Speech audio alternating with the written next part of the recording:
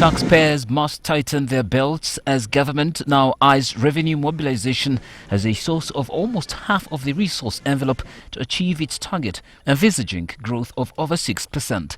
Use of a digital tax stamp solution to avert and the declaration of excise and custom duties. 3. Enhance rental income tax collection. 4. Purchase and deploy scanners at major ports of entry into Uganda to facilitate faster clearance of goods and curb misdeclaration. The more government widens the formal economy, the better for the private sector, because then the burden goes down. So for us, and we have been asking for this, that we need to get every business registered so that we know what they are doing, we know where they are and how they are doing what they are doing, which market they are reaching out. To stem this challenge, government has focused efforts on improving the productivity of the country's 68% into the informal economy. Funding to the tune of 1 trillion has been allocated to the agriculture sector and further capitalization to the Uganda Development Bank to promote growth. However, some think that this is just a drop in the ocean. In this regard, the Uganda Development Bank will be further capitalized. I have allocated 303.5 billion in the next financial year for this purpose. So Uganda is an agricultural country, so we should have put money in agriculture to make sure the exports increase. But you can see the exports, very, very little exports we send outside. Additional allocations to key priority sectors include works and transport 6.4 trillion, security 2.06 trillion, education 3.2 trillion, and energy at 2.9 trillion, among others. His aspirations are, however, likely to be undermined by wastage of public funds, with some citing the probe into the closure of banks. Commissions of inquiries in so many malpractices in government. These committees sit, they investigate and hand in reports and nothing happens at all. So it's government, because the committees investigate and pass over to government to take action, and the government doesn't act. Investors, it appears, will walk away smiling, with government pledging to reduce the threshold for investment in free zones and industrial parks. Reduce the minimum investment threshold that allows operators within industrial parks to be eligible for tax incentives to US $10 million from foreigners and $1 million for local investors. The budget for the financial year 2019-2020 is anchored on the theme industrialization for job creation and shared prosperity.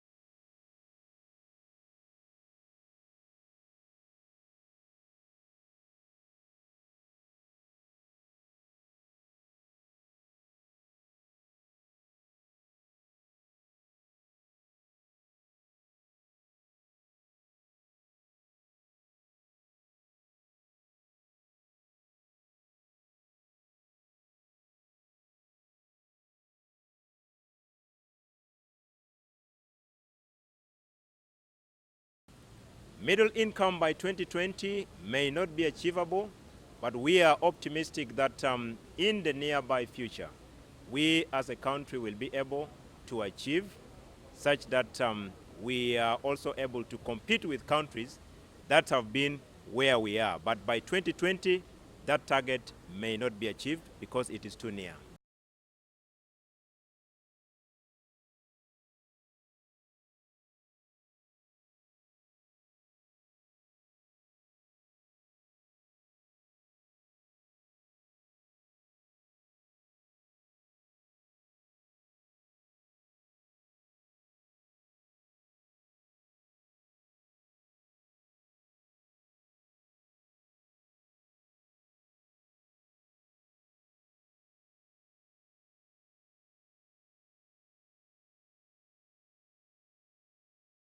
Because you see a lot of wastage.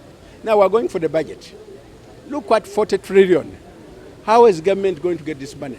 Government is going to collect on about 20 trillion. What about the 20 trillion to make it 40 trillion? It's borrowed money going to borrow.